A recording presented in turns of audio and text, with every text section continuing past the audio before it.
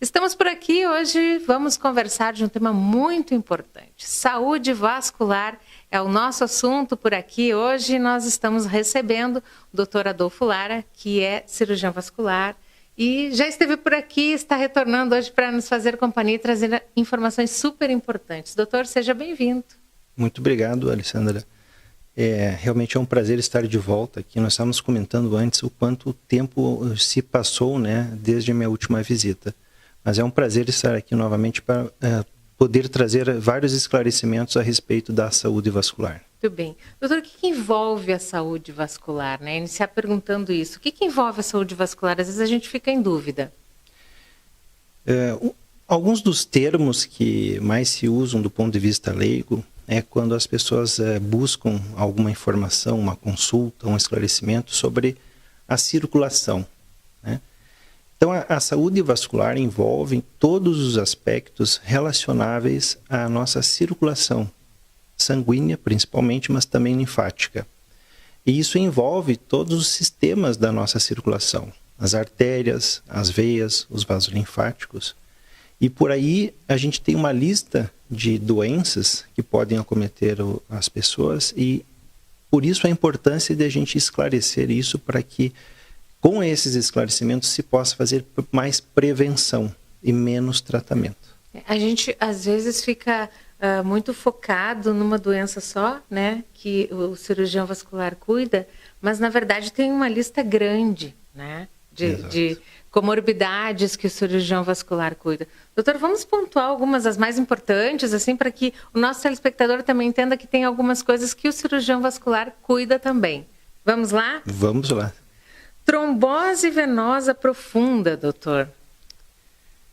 A trombose venosa é uma das entidades, uma das doenças que mais fazem a pessoa buscar, o paciente buscar atendimento médico. Porque a trombose, de uma forma correta, ela está associada a uma situação de gravidade, de risco, que pode impor um risco eminente até de vida para a pessoa, né? Então, a trombose venosa, um dos primeiros esclarecimentos que a gente busca fazer é se a trombose é venosa ou arterial. E existe muita confusão em cima desse assunto, porque muitas pessoas atribuem a trombose venosa como sendo algo muito parecido à arterial. Quando as artérias estão doentes, geralmente existe uma doença por trás disso chamada arteriosclerose. Isso acomete geralmente pessoas de mais idade e que têm muitos fatores e riscos correlacionados à idade. Por exemplo, hipertensão arterial, dislipidemia, que é o colesterol elevado, o diabetes mellitus, né, o sedentarismo. Já, por outro lado, a doença venosa, a trombose venosa, ela está mais relacionada a situações hereditárias, de predisposição genética, com outros gatilhos que podem surgir ao longo da vida. Por exemplo, para as mulheres, o uso de hormônios que contêm estrógenos. Ao longo da vida, o surgimento de um câncer, né? As neoplasias, o câncer, ele compreende um grupo de doenças que tem a capacidade de promover um desequilíbrio na regulação da nossa homeostase, ou seja, pode levar a um desequilíbrio que gere um aumento do risco de trombose. E aí existe uma outra série de situações que ocorrem ao longo da vida das pessoas, por exemplo, uma imobilidade prolongada. A pessoa vai ser submetida a uma cirurgia ortopédica do quadril, do joelho, e vai ficar imobilizado, né? Aí começa a ter um risco maior de trombose venosa. E o desfecho que todo mundo quer evitar é uma situação fatal, que pode ser fatal, que é a embolia pulmonar, né? Que é uma das principais causas de morte intra-hospitalar. E é isso que a gente tem que evitar. Então, nesse rastreio de características de cada pessoa, isso cabe ao médico, numa anamnese, na sua entrevista, ir identificando e pontuando os riscos que cada pessoa tem. Que importante, né? Isso. Exatamente. São muitas doenças aqui. Eu vou falando algumas, o senhor vai me ajudando. A doença arterial periférica. Pois é. A doença arterial periférica, ela é, em outras palavras, a arteriosclerose. É a mesma doença que gera a obstrução que causa o infarto agudo do miocárdio, ou que causa obstrução na circulação cerebral, que causa o acidente vascular cerebral, a isquemia cerebral, que nós chamamos de AVC. Então, a doença arterial periférica é a mesma doença de forma sistêmica, mas que se manifesta na periferia do corpo, ou seja, nos membros, e geralmente nos membros inferiores. Então, aquele mesmo infarto que a pessoa tem no coração, ela pode ter no cérebro e pode ter numa perna também. Então, a fisiopatologia é a mesma, o processo de obstrução da circulação é a mesma, só que os órgãos envolvidos são diferentes. Então, a doença arterial periférica é exatamente isso. É uma obstrução da circulação nas artérias periféricas e geralmente nos membros inferiores. Bem. Doutor, linfedema. Linfedema é uma outra situação extremamente desagradável que compromete muito a qualidade de vida das pessoas acometidas por essa doença. Os linfedemas podem ser secundários a infecções repetitivas do sistema linfático. Uma muito frequentemente lembrada é a erisipela, né? Nós chamamos no meio médico de celulites, né? E essas erisipelas, quando reincidentes, né, elas têm um potencial de trazer um edema, um inchaço, um enxume crônico do membro inferior, né, gerando então o linfedema. Em outras situações, as pessoas podem ter um linfedema de forma genética, né, terem herdado alguma dificuldade do sistema linfático, e outras, inclusive, por acometimento por neoplasias, por câncer, né? Seja pelo próprio câncer ou por intercorrências geradas pela necessidade de tratamento que comprometa os vasos linfáticos. E hoje nós estamos conversando sobre saúde vascular. O nosso convidado é o cirurgião vascular Dr. Adolfo Lara.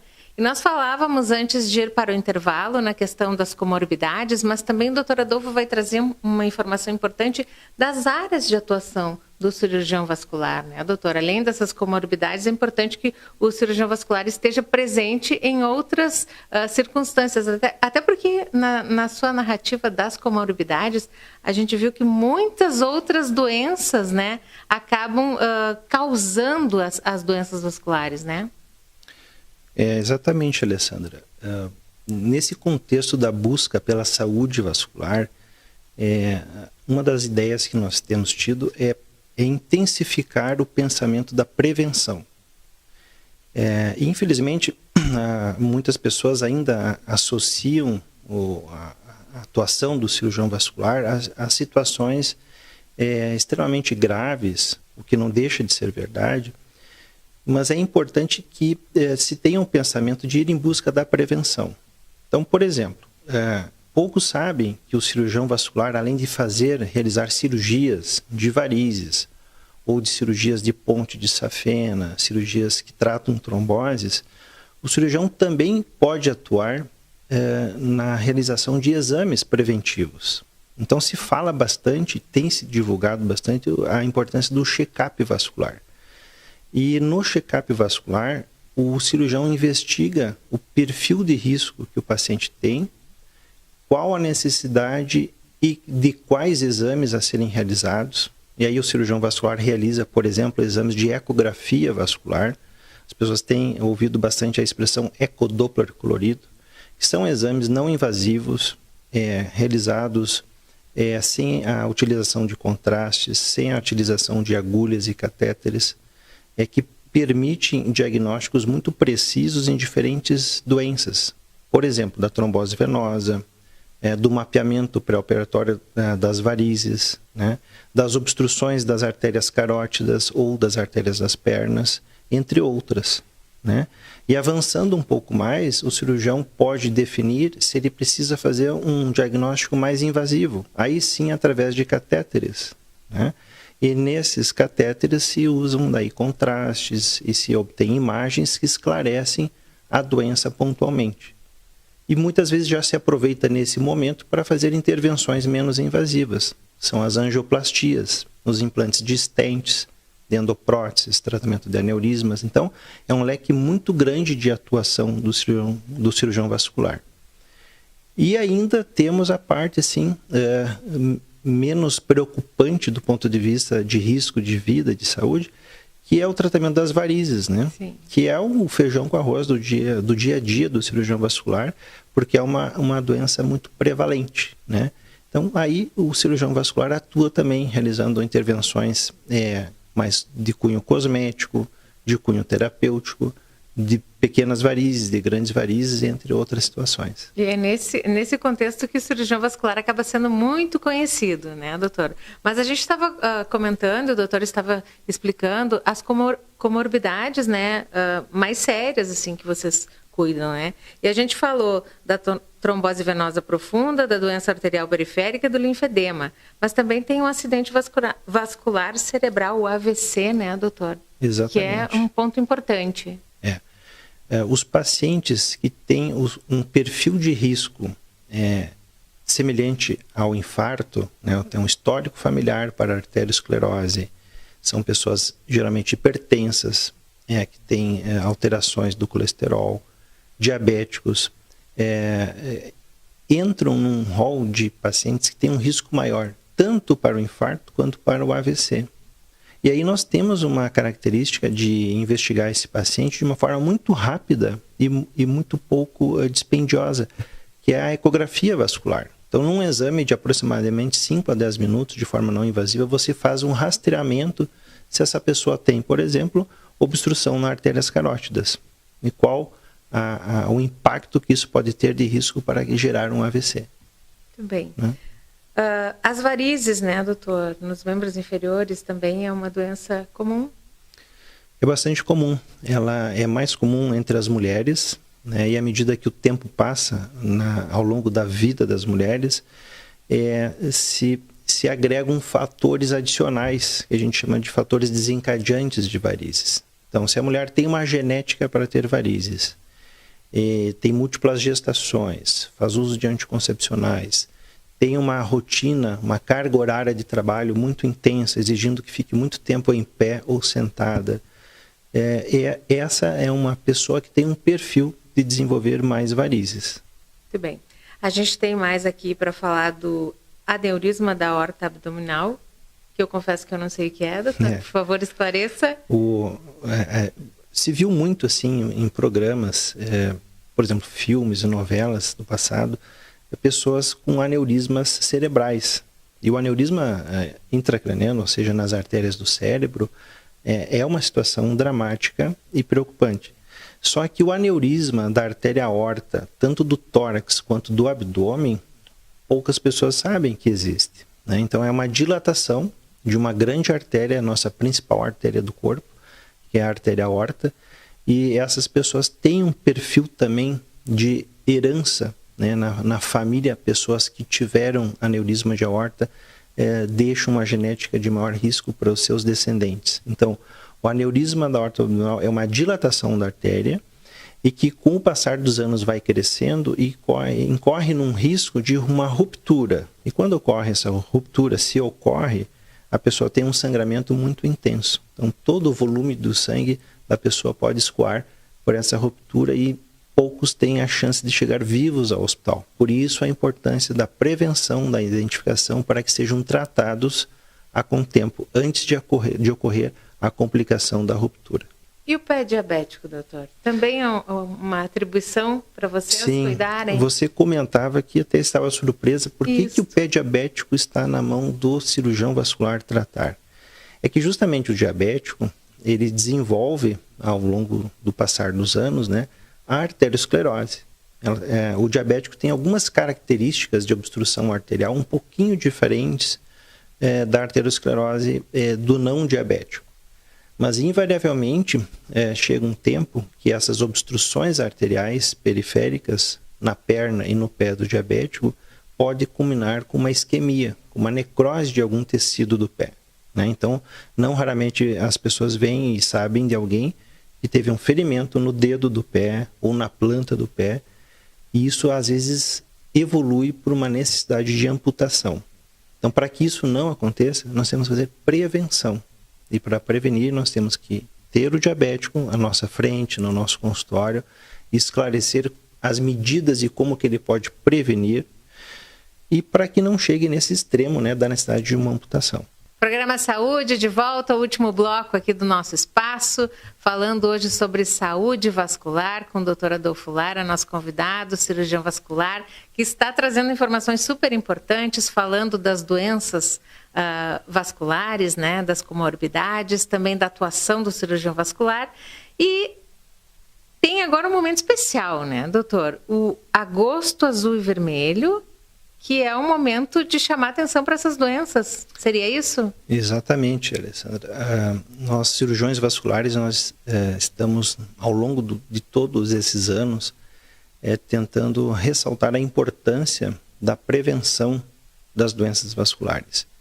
E esse mês foi eleito, né, como um mês para esse alerta, né? Então ele foi denominado mês Agosto Azul Vermelho, com o intuito de chamar atenção para as doenças e para preveni-las.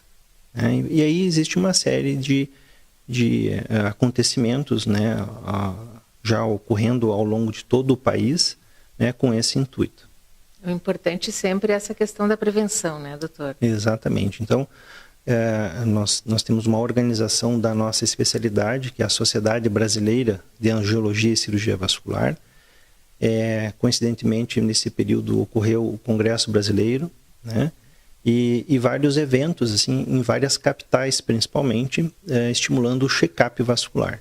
Né? Já ocorreu também esse evento em Porto Alegre, e nós estamos aproveitando essa oportunidade para divulgar o Agosto Vermelho e Azul nessa entrevista também. Muito bem. Doutor, as doenças vasculares, né, a gente apontou todas aqui, mas a gente ouve falar que a pandemia agravou algumas, né, doutor, que parece que tem mais diagnóstico. O que aconteceu? Foi a Covid que acelerou algumas doenças, trouxe alguma prevalência maior na questão das doenças vasculares? Existe essa associação? Um parêntese com relação à infecção Covid é de que nos casos graves, daqueles pacientes que precisaram ser socorridos numa internação hospitalar, e principalmente aqueles que foram para as CTIs, esses pacientes desenvolveram sim uma síndrome inflamatória trombótica. Então, os órgãos eram acometidos por múltiplas tromboses. Então, foi um desfecho vascular. Né? Porém, o fato de ter acometido as pessoas que tiveram a doença grave, né, difundiu a ideia de que talvez todas as pessoas com Covid estivessem sob risco de ter trombose também.